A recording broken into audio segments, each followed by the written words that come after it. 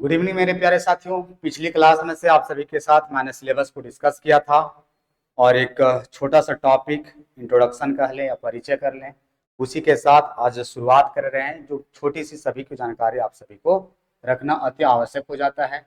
तो कई सारे चाहे वो हमारे जूनियर दिख रहे होंगे या सीनियर, सभी लोगों का एक डाउट रहता है कि भूगोल क्या है, किसे कहते हैं, कौन सी भाषा से इसकी उत्पत्ति हुई है, उसके साथ साथ इसका अर्थ क्या होता है, इसका जनक कौन है या इसका पिता किसने माना जाता है, या फिर इसकी रियलिटी परिभाषा क्या है, और परिभाषा के साथ साथ भूगोल का कितना ब्रांच है, कितनी शाखाएं हैं, और अंततः लास्ट में आपको मैं ये भी डिस्कस करूंगा कि हम लोगों का टीजीटी में है सो कौन सा भूगोल पढ़ना है।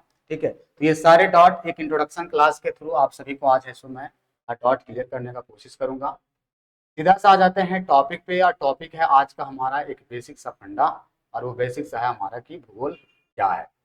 इसी में से अगर देख लेते हैं तो सबसे पहला देखो, आपको आप सभी को यहाँ पर लिखा मिल रहा होगा। सबसे पहले चैनल पर अगर नए होंगे तो जरूर से सब्सक्राइब कीजिएगा, क्योंकि आगामी आपका सारा नोटिस और नोटिस के साथ साथ कंप्लीट सिलेबस करवाया जाएगा। कुछ टेक्निकल इशू हो गया था, इस वजह से आप सभी को थोड़ा सा वीडियो में लेट हो गया था, समझे। आप सभी का एक प्यारा सा सब्जेक्ट या कह लें प्यारा सा एक विषय जो कि आपके लिए है भूगोल, अर्थात आपका है सो जियोग्राफी। ठीक है, हिंदी में अगर हम लोग कह लेते हैं तो भूगोल बोला जाता है, और अंग्रेजी में इसी को क्या बोलते हैं, जियोग्राफी है सो कहा जाता है। यदि अगर बात कर ले सीधा सा इसका कि इसका उत्पत्ति कैसे हुआ है, समझिए, इसका अगर हम लोग ओरिजिन की बात कर लेते हैं, इसका उत्पत्ति कैसे हुआ, किस प्रकार से हुआ, या फिर सीधा सा अगर हम लोग बात कर ले कि इसका उत्पत्ति किस भाषा से लिया गया है। ठीक है, यह भाषा मतलब इसका कौन सी भाषा से इसकी उत्पत्ति हुई है।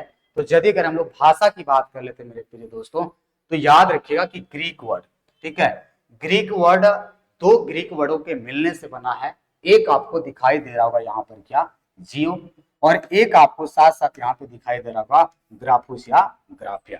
ठीक है, शांति से आप थोड़ा सा समय लेंगे, लेकिन आपको मैं सारा कंफ्यूजन दूर करने का कोशिश करूंगा। ठीक है, हम लोग सबसे पहले इस अंग्रेजी वाले शब्द को तोड़ने का प्रयास किए हैं कि इसका उत्पत्ति कौन से वर्ड से हुआ है, तो ग्रीक वर्ड से हुआ है, जो कि दो वर्ड, और वो दो वर्ड कौन से हैं हमारे, तो जियो प्लस ग्राफुस या ग्राफियस। ठीक है, अब बात आ जाता है कि जियो अर्थात ये एयरटेल और जियो वाला सिम का यहाँ नहीं बात हो रहा है मेरे दोस्त। ठीक है, जियो का मतलब यहाँ पे आप याद रख लेना कि जियो का यहाँ पे अर्थ अर्थात यहाँ पे मीनिंग क्या निकाला गया है, कि जियो का अर्थ या मीनिंग क्या है, तो यहाँ पे हमारा है दोस्त अर्थ मतलब पृथ्वी। अंग्रेजी में इसी को क्या बोल रहे हैं, अर्थ, और हिंदी में क्या हो जाएगा हमारा है सो पृथ्वी हो जाएगा। ठीक है, जबकि अगर हम लोग बात कर लेते हैं कि ग्राफो से जो हमारा ग्राफिया है, समझे, इसका मतलब क्या होता है, तो इसका मतलब होता है हमारा डिस्क्रिप्शन अर्थात full study of the earth. मतलब कि जिसको कर सकते हैं कि वर्णन करना, या फिर क्या होता है हमारा, एक प्रकार से अगर बात कर ले तो समझे वर्णन करना, या एक प्रकार से अगर बात कर ले तो वर्णन के साथ साथ कर सकते हैं अध्ययन करना। ठीक है, तो यहां तक आप सभी को एक छोटा सा इंट्रोडक्शन में ये पता चला होगा कि आज जो हम लोग ये ज्योग्राफी जो पढ़ते हैं इंटरेस्ट के साथ, मजे के साथ, समझे, तो इसकी उत्पत्ति हमारी कौन सी भाषा से हुई है, तो ग्रीक वर्ड से हुआ है। दो शब्दों के मिलने से बना है जियो प्लस ग्राफुस या ग्राफिया। तो जियो का मतलब क्या है, तो जियो का मतलब है अर्थ, मतलब किस हो गया हमारा पृथ्वी, और हमारा ग्राफोस अर्थात ग्राफिया का मतलब हो गया डिस्क्रिप्शन अर्थात full study of the earth, मतलब कि वर्णन करना या अध्ययन करना। तो क्या मूल शब्द में हम लोग भूगोल को इतना बोल सकते हैं कि किसका अध्ययन का बात हो रहा है, या किसका संपूर्ण अध्ययन की बात हो रहा है, तो अध्ययन किसका बात हो रहा है, तो पृथ्वी का अध्ययन, समझे, किसका, पृथ्वी का अध्ययन हमारा ही करना क्या है, या पृथ्वी का वर्णन करना ही क्या है हमारा है सो भूगोल। अब आपके अंदर एक सवाल आ रहा होगा कि आप ये बता दीजिए कि पृथ्वी का अध्ययन तो किया जा रहा है, ये तो सब लोग बोलते हैं, सारे लोग पढ़ाते हैं, ठीक है, बुक में भी लिखा हुआ है, लेकिन फिर पृथ्वी पर किसके बारे में, समझे, पृथ्वी पर किसके बारे में पढ़ा जाता है और क्या पढ़ा जाता है, पृथ्वी पर आखिर क्या है, समझे। तो जनरली हमारा पृथ्वी पर किसके बारे में अध्ययन करते हैं, अभी जस्ट आगे की वीडियो में बताएंगे, आप बने रहिएगा। यदि अगर इसको तोड़े ना, समझे कि हमारा भूगोल क्या है, ठीक है, तो भू का मतलब हमारा क्या हो जाता है, भूमि, ठीक है, अर्थात स्ट्रक्चर, और गोल का मतलब हो गया हमारा, समझे, कि यहाँ गोल का मतलब हो गया हमारा पृथ्वी का आकार या पृथ्वी के बारे में पढ़ना। अर्थात भूमि मतलब हो गया संपूर्ण पृथ्वी, मतलब ले दे करके अगर हम लोग बात कर ले तो भूगोल का अगर भी तोड़ दे, इसको भी अगर तोड़ दे, तो भू का मतलब हो गया भूमि, अर्थात भूमि क्या, पृथ्वी पर जो संपूर्ण भूमि है, समझे। और गोल का मतलब हो गया हमारा पृथ्वी का जो आकार है, ठीक है, वो पूरे पृथ्वी के आकार के साथ साथ पृथ्वी के बारे में अध्ययन करना हमारा क्या कहलाएगा, भूगोल कहलाएगा। अब आपके अंदर एक सवाल ये भी आ रहा होगा कि ये ग्रीक वर्ड देने वाले कौन थे, जियो प्लस ग्राफोस देने वाला कौन था, ठीक है। तो ये हमारा आगे अगर हम लोग चलते हैं, यहां तक आपको उम्मीद करते हैं कि समझ में आ गया होगा। यदि अगर बात कर लेते हैं, समझे, तो मूल शब्द में हमारा अर्थ क्या निकला, समझे, कि ये जो आप पृथ्वी देख रहे हो यार, ठीक है, ये जो आप पृथ्वी यहाँ पर देख रहे हो, ठीक है, ये जो आपका पृथ्वी है, अर्थात पृथ्वी का वर्णन या पृथ्वी का संपूर्ण अध्ययन करना ही हमारा क्या कहलाता है, भूगोल कहलाता है। आपको आगे की वीडियो में बताएंगे कि पृथ्वी पर संपूर्ण अध्ययन किसके बारे में पढ़ा जाता है और क्या पढ़ा जाता है। यहाँ पे आप पृथ्वी को देख रहे होंगे, पूरी तरह से आपको मैं दिखाने का प्रयास किया हूँ, ठीक है। और पृथ्वी का वर्णन का मतलब पृथ्वी पर जो भी संसाधन है, ठीक है, वो सभी के बारे में एक एक तथ्य को फैक्ट के आधार पर साइंस के बेस पे हम लोग ऐसो स्टडी करते हैं। इस बात को आप सभी लोग ऐसो याद रखिएगा।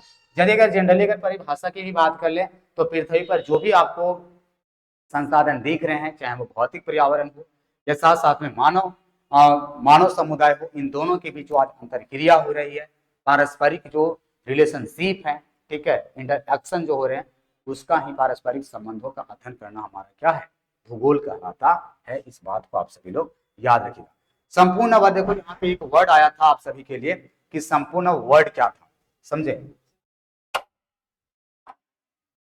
संपूर्ण वर्ड क्या था। आगे अगर हम लोग बात कर ले, तो इस बात को आप सभी लोग याद रखिएगा कि यदि अगर तुरंत आगे चलते हैं, तो आगे यहाँ पे ध्यान रखें, ठीक है। संपूर्ण अध्ययन का मतलब हमारा क्या हो गया, ठीक है।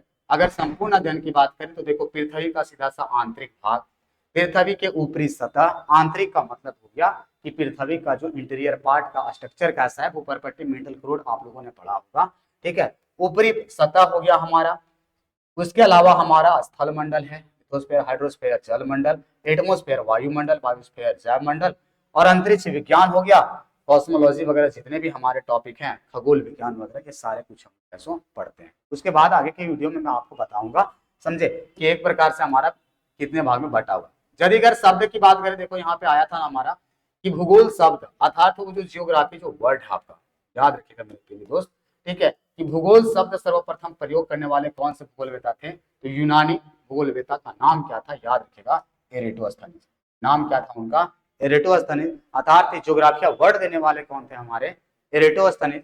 इसीलिए याद रखिएगा, समझे, कि जनक या पिता जब पूछता है, समझे, जनक या पिता पूछता है, तो मार्टिन के अनुसार, समझे, मार्टिन के अनुसार एरेटोस्थनीज महोदय को, समझे, क्या बोला गया था, भूगोल को पिता, मतलब भूगोल का जो पिता है, फादर्स ऑफ ज्योग्राफी, एरेटोस्थनीज जो है, समझे, इनको किसने कहा था भूगोल का पिता, तो मार्टिन ने अपना है सो ये दिया था, समझे, जो कि एक प्रकार से फादर्स ऑफ ज्योग्राफी के नाम से जाना जाता है। एक और यहाँ पे आपको दिख रहा होगा, समझे, यदि अगर बात कर ले, तो देखो ये रहे हमारे एरेटोस्थनीज महोदय, ठीक है। अर्थात एक प्रकार से देख लिया जाए तो एरेटोस्थनीज फादर्स ऑफ ज्योग्राफी, या आप महान दार्शनिक बोल दें, वैज्ञानिक बोल लें, ठीक है, खगोलवेता कह ले, बात एक ही है, समझे। इनका काफी योगदान रहा है हम लोगों का भूगोल के विकास में से, इस बात को आप सभी लोग ऐसो याद रखिएगा, ठीक है। इसके साथ साथ देखो यहाँ पे आपको एक और दिख रहा होगा, ये है हमारे हेकेटियस महोदय। हेकेटियस महोदय ने अपना ये बताया था कि एक संपूर्ण जो हमारा पृथ्वी है, अर्थात दो भागों में स्थल मंडल है, और इसके चारों ओर ओशियन पार्ट है, अर्थात पानी ही पानी है। और ये बताया था किस बुक में, इनका एक प्रसिद्ध बुक था जेस पीरियोडस। इनका बुक का नाम क्या था, हेकेटियस महोदय का, जेस पीरियोडस। और जेस पीरियोडस बुक में इन्होंने बताया था कि दो प्रकार के स्थल मंडल है, और उसके चारों ओर पानी ही पानी है, और इसी का स्टडी करके, समझे, इसी का स्टडी करके और इनसे प्रभावित होकर के हेनरी फैंसवे टॉजर, ठीक है, यहाँ पे थोड़ा सा मिस्टेक है, हेनरी फैंसवे टॉजर जब इनके जेस पीरियोडस का अध्ययन किया था, तो इन्होंने ही हेकेटियस महोदय को क्या कहा था, भूगोल का पिता या जनक कहा था। तो दोनों में अंतर है दोस्त, ठीक है, याद रखिएगा कि जब वर्ड की बात आती है, ग्रीक वर्ड का बात आता है, ज्योग्राफिया, तो एरेटोस्थनीज दिया, इसीलिए है सो मार्टिन ने उनके आधार पर, पहला वर्ड के आधार पर भूगोल का पिता माना गया। जबकि हेकेटियस महोदय ये भी यूनानी के विद्वान थे, समझे, इन्होंने अपना जेस पीरियोडस बुक लिखा, और उस बुक में बताया, समझे, कि हमारे दो टाइप के एक प्रकार का स्थल मंडल होंगे, उनके चारों ओर पानी ही पानी है, एक ओशियनिक भाग है, और उस भूख से प्रभावित होकर के हेनरी फ्रांसिस टॉजर ने हेकेडियस महोदय को भूगोल का पिता या जनक कहा गया। उम्मीद करते हैं कि आपको समझ में आया होगा कि दोनों हैसो किस प्रकार पर माना जाता है। चलिए अगर बात कर लेते हैं कि अपना पृथ्वी के बारे में, क्योंकि किसका चर्चा हो रहा है यार, चर्चा हो रही है कि संपूर्ण पृथ्वी का अध्ययन किया जाएगा, संपूर्ण पृथ्वी का वर्णन किया जाएगा। तो अर्थ की अगर बात कर लिया जाए हम लोगों का, ठीक है, अर्थ मतलब ये हमारा पृथ्वी रहा, ठीक है। और यदि इसके बारे में देख लेते हैं तो आकार के, इसका आकार कैसा है, भू-आग, जिसको कि ज्वाइड बोला जाता है, समझे। आज तक आप सुनते आए होंगे कि अंडाकार है, संतराकार है, गोलाकार है, समझे। ये सब नहीं है यार। रियलिटी अगर स्ट्रक्चर की बात कर ले, आकार की बात कर ले, तो हमारा पृथ्वी का शेप कैसा है, पृथ्वी का शेप है यार, ठीक है, भू-आग मतलब ज्वाइड। अभी चर्चा करेंगे कि ये क्या होता है, किस आधार पर आखिर इसमें से भू-आग क्यों बोला जाता है सचिन, समझे। आधार भू-आग मतलब भूमि का वास्तविक आकार क्या है, ठीक है। भूमि का मतलब हमारा पृथ्वी का वास्तविक आकार क्या है, वो संतराकार और अंडाकार गोलाकार वो सब नहीं है। इस बात को आप याद रखिएगा, ये वेरी वेरी इंपॉर्टेंट टॉपिक है। दूरी के आधार पर देख लिया जाए सौर मंडल के पूरा सोलर सिस्टम में, तो दूरी के आधार पर हमारा थर्ड रैंक में आता है। आकार के आधार पर देख लिया जाए, साइज के आधार पर सौर मंडल सोलर सिस्टम में तो पांचवा सबसे बड़ा ग्रह है। इसी को हम लोग क्या कहते हैं, नीला ग्रह कहा जाता है, क्योंकि 3/4 पर पानी का अंश है, ठीक है। मानव जीवन का एकमात्र ग्रह है, मानव बसाव का एकमात्र है, सो हमारा ग्रह माना जाता है। तो पृथ्वी का आकार भू-आग कैसे है, आइए इसको समझते हैं। यदि अगर बात कर ले, देखो ये आपको दिखाई दे रहा होगा, ठीक है, समझे। यहाँ पे आपको दिखाई दे रहा होगा, बताओ क्या ये वास्तविक, ये है रियलिटी हमारा पृथ्वी का वास्तविक। इसको आप अगर गौर से देख रहे होंगे ना, तो आपको गौर से देखने से नहीं लग रहा होगा कि सर रियल में वास्तविक का मतलब कि गोल है। बताओ क्या गोल है, नहीं। आप ग्लोब को देखते होंगे ना, समझे। आप यदि अगर ग्लोब को देखते होंगे, मैं बताने का प्रयास करता हूँ,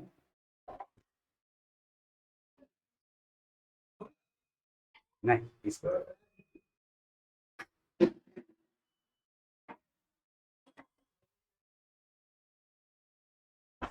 आप देख रहे होंगे ना, ठीक है। देखिए ये ग्लोब है, समझे, इस ग्लोब को आप देख रहे हो। इस ग्लोब को अगर आप देखते होंगे ऑफिस वगैरह कहीं पर भी, ठीक है, तो ये वास्तविक रूप से जानकारी के लिए, ठीक है, या फिर समझने के लिए इसको ऐसे गोल शेप दिया गया है। तो होता ही है ना कि इसको हम लोग कहीं पर भी देख लेते हैं तो कोई पूछ देता था तो हम लोग बोल देते थे क्या कि नहीं पृथ्वी गोलाकार है, अंडाकार है, संतराकार है, जो भी है। ये वास्तविक रूप से काल्पनिक है। ये क्या वास्तविक रूप से गोल है, नहीं, ये काल्पनिक रूप से समझने के लिए, इसको अच्छे से विस्तार से रूप से पृथ्वी को जानकारी रखने के लिए इसको एक प्रकार से अक्षांश और देशांतर के आधार पर एक शेप में दिया गया है, गोलाकार समझने के लिए। बताओ क्या अगर इसको ऊंच नीचे जिस प्रकार से, अरे यार गोलाकार कैसे हो जाएगा, ठीक है, गोलाकार कैसे हो जाएगा, बताओ। गोलाकार तो हो ही नहीं सकता है, क्यों नहीं हो सकता है, क्योंकि आप सभी को जानकारी होगा, ठीक है, कि गोलाकार तो इसलिए नहीं होगा सर जी, क्योंकि बताओ अगर हम लोग समझते हैं तो बताओ, ये जो आपको दिख रहा है ब्राउन कलर का, ये हमारा क्या है, ऊंचाई को बता रहा है, समझ पा रहे हो ना, ठीक है। अपना पृथ्वी पर अगर देख ले तो हिमालय जैसा महान पर्वत, रॉकीज पर्वत, इंडीज पर्वत, ये महान पर्वतें हैं। तो एक तरफ तो माउंटेन्स का क्या हाइट ऊंचा है, और दूसरी तरफ देख लेते हैं हमारा अटलांटिक ओशियन है, पैसिफिक ओशियन है, प्रशांत महासागर कह ले, अटलांटिक ओशियन, हिंद महासागर, चाहे वो सुंडा गर्त हो, प्यूटेरिको गर्त हो, या विश्व का सबसे गहरा खाई मेरियाना गर्त हो। तो जहां एक और मेरियाना गर्त सबसे नीचा भाग है यार, तो माउंट एवरेस्ट सबसे ऊंचा भाग है। तो एक और क्या है, ओशियन में सबसे डीपेस्ट पॉइंट है गहराई वाला, तो एक और क्या है, माउंट एवरेस्ट है सचिन।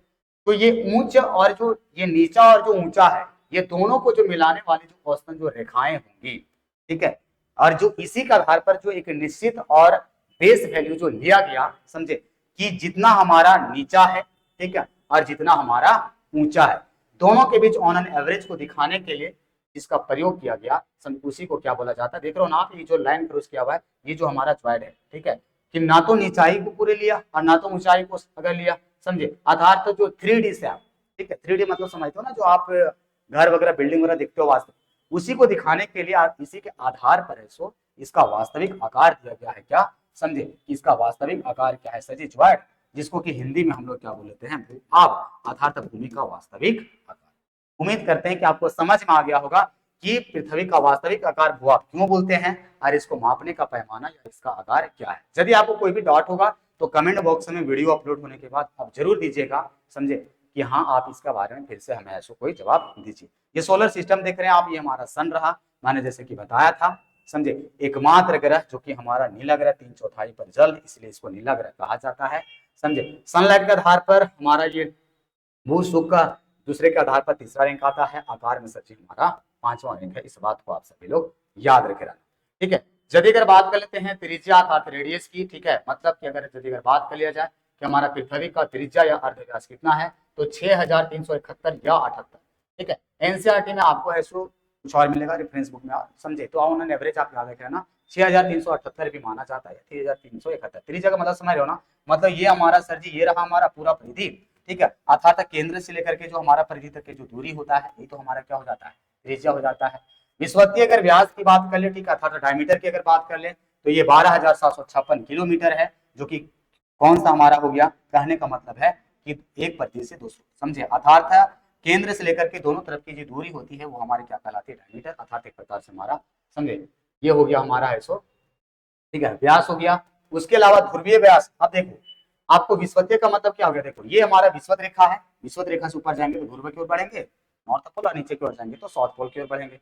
तो हमारा ये है, समझे, आप इसको समझना, आगे कहीं ना कहीं ये पिक्चर भी लगाया गया होगा। देखो इस पिक्चर को आप देख रहे होंगे, ठीक है, ये पिक्चर आप देख रहे होंगे ना, अगर इसको हम लोग बात कर लेते हैं तो देखो ये हमारा इक्वेटर लाइन है एक प्रकार से, तो इक्वेटर पे भूमध्य रेखा पे ये उभरा हुआ है, उठा हुआ है सर, ठीक है, और पोलर रीजन की ओर अगर इस इधर की बात कर ले, इधर क्या है, चपटा है, तो जहां चपटा होगा तो वहां वास्तविक दूरी क्या हो जाएगा, कम हो जाएगा, और जहां सर जी अगर उभरा होगा तो वहां दूरी क्या हो जाएगा, बढ़ जाएगा। इसलिए आप देख रहे होंगे कि इक्वेटर पर हमारा है सो कितना व्यास है, 12,756 किलोमीटर है।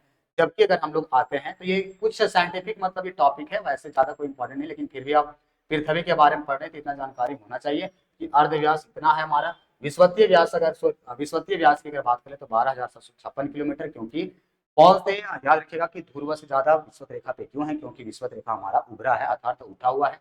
ध्रुवीय व्यास हमारा ये हो गया भाई साहब, ठीक है। परिधि का मतलब सरकमफ्रेंस का मतलब हो गया, समझे, परिधि का मतलब हो गया ओवरऑल, ठीक है, कि जो हमारा केंद्र से दोनों तरफ की जो पूरा होता है एक सर्किल फ्रेंस, ठीक है। तो ये हमारा देखो इतना माइल्स में यहाँ पर दिया हुआ है, इस बात को आप ये याद रखिएगा, ठीक है। ये कुछ छोटी छोटी है। विषुवतीय परिधि वास्तविक है यार कि ध्रुवीय परिधि से क्या हो जाएगा, ज्यादा होगा, क्योंकि यहाँ पर उठा हुआ है, इस बात को आप याद रखे रहना।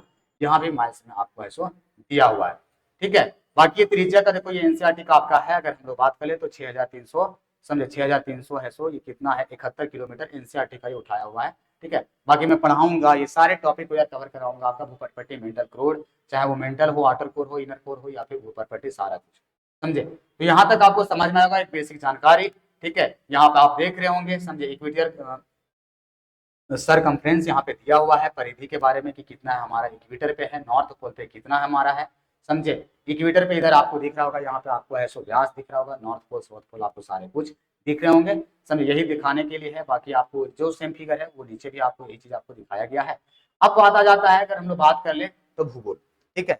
जो आया था ना एक वर्ड आप सभी के लिए, कि वर्ड क्या था हमारा, कि भूगोल में संपूर्ण पृथ्वी का अध्ययन किया जाता है, अर्थात इस ग्लोब पर आप देख रहे हो, ठीक है, इसको जो काल्पनिक जो इसका गोलाकार जो आकार दिया गया है समझने के लिए, इस पर जितने भी संसाधन है, इन संसाधन को समझने के लिए, ठीक है, ये सभी संसाधन को समझने के लिए और सभी संसाधनों के बीच रिलेशनशिप कितना है, तो इसी के बारे में है सो संपूर्ण जो अध्ययन, जो वर्ड आया था कि भूगोल में किसके बारे में पढ़ते हैं, तो पृथ्वी का संपूर्ण अध्ययन। तो संपूर्ण अध्ययन को ही कई भाग में बांटा गया है। तो याद रखिएगा कि सर हम लोग पढ़ने के आधार पर, समझे, मुख्य रूप से हमारा है सो दो ही ब्रांच है, लेकिन इसको थर्ड ब्रांच के रूप में भी एक और दिया गया है, समझे। पहला ब्रांच इसका मतलब विभाजन क्या है, भौतिक भूगोल अर्थात फिजिकल ज्योग्राफी, एक है ज्योग्राफिकल थॉट, भौगोलिक विचारधाराएं, समझे, जिसमें से जितने भी कि हमारा पृथ्वी का उत्पत्ति कैसे हुआ है, ठीक है, जो काल्पनिक है, जो अनुसंधान रिसर्च हो रहे हैं, ये सारा टॉपिक ज्योग्राफिकल थॉट में है, समझे। और मानव भूगोल का मतलब हो गया इंडियन ज्योग्राफी, अर्थात हम सभी क्या कर रहे हैं मानव धरती पे, और इनका दोनों के बीच काफी रिलेशनशिप है, और इन दोनों के बीच जो काफी अंतर रिलेशनशिप है, अर्थात जो अंतर संबंध है, अंतर क्रियाएं एक दूसरे के साथ इंटरेक्टिव जो हो रहा है, उसी अंतर संबंध का अध्ययन हम लोग भूगोल में करते हैं। आइए अब देखते हैं हम लोग जल्दी से कि फिजिकल ज्योग्राफी में, भौतिक भूगोल में पढ़ते क्या है, समझे। सबसे पहली बात आप याद रखिएगा कि भौतिक भूगोल अर्थात फिजिकल ज्योग्राफी में सर्वोपरि कौन है, सबसे ऊपर कौन है, तो प्रकृति सबसे ऊपर है। मतलब पृथ्वी का वो सभी संसाधन, वो सभी रिसोर्स जिसको क्रिएट किसने किया है, प्रकृति ने बनाया है, जिसको प्रकृति ने उत्पत्ति किया है, जिसको विकास किसने किया है, प्रकृति। जैसे कि सपोज इसी में हम लोग हमारा है सो कई और भी सब टॉपिक है मेरे दोस्त, जैसे कि भू आकृति विज्ञान, जलवायु विज्ञान, समुद्र विज्ञान, ब्रह्मांड विज्ञान, अर्थात जियोमॉर्फोलॉजी, क्लाइमेटोलॉजी, ओशनोग्राफी और कॉस्मोलॉजी है। भू आकृति विज्ञान में हम लोग क्या पढ़ते हैं, ये सारा टॉपिक है ना 11th क्लास का, आप सभी का पहला है।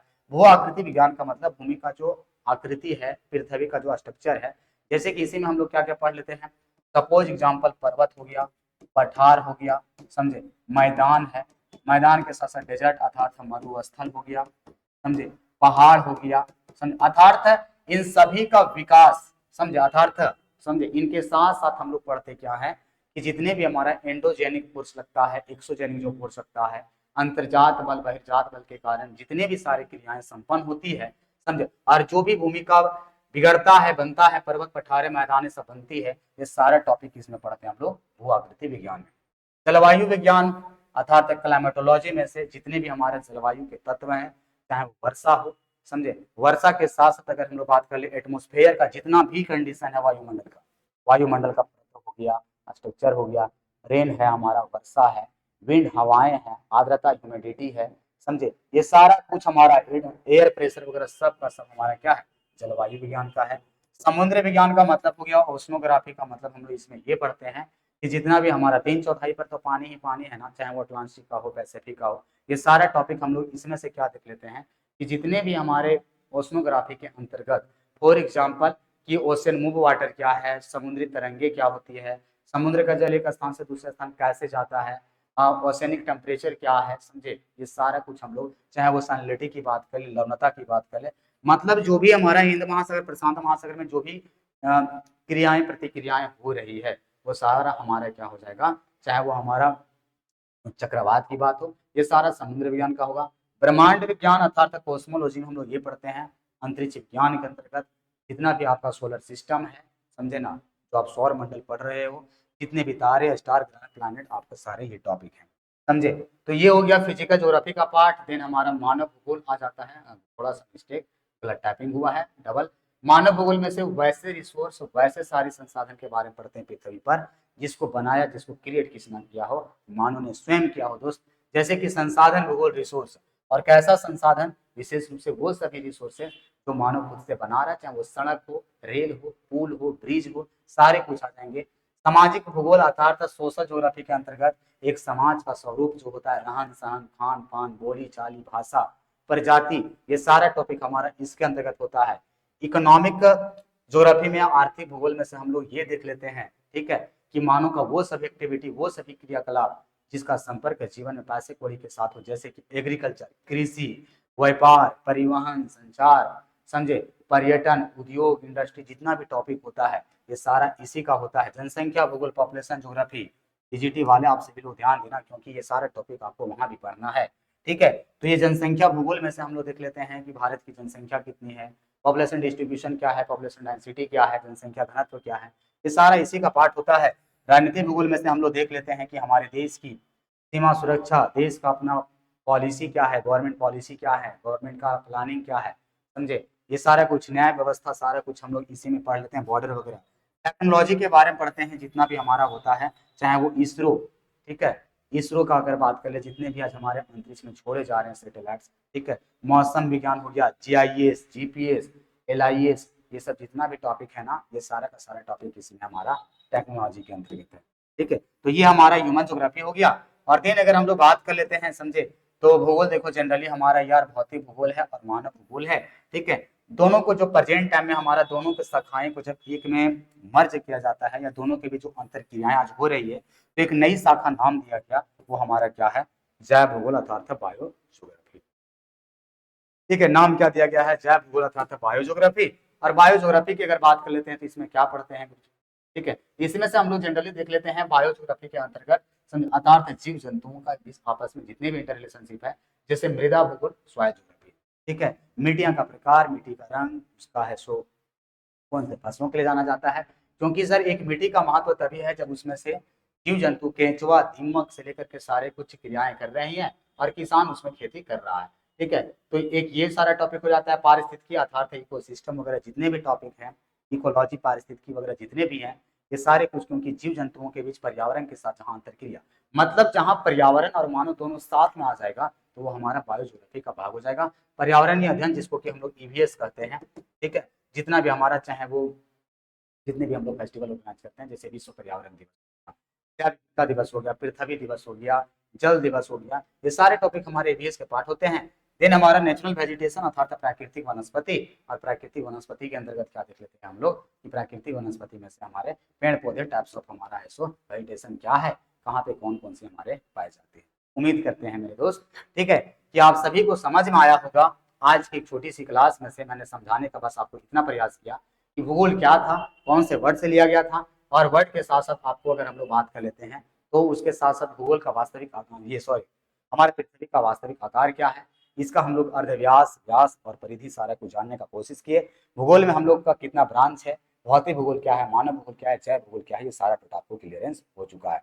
नेक्स्ट क्लास में से आप सभी को है सो जो हमारा जेएसएससी टीजीटी का सिलेबस है, पहला चौका नेबुलर हाइपोथेसिस, समझे, उसी से रिलेटेड आपको सबसे पहला टॉपिक मिलने वाला है। तो चैनल पे नए होंगे तो सब्सक्राइब जरूर कीजिएगा, और यदि कुछ आपको कमी लगा होगा तो आप कमेंट में जरूर दीजिएगा, ठीक है, कि आप इसको सुधार अवश्य कीजिए। वीडियो देखने के लिए दिल से थैंक यू। चलिए, टेक केयर।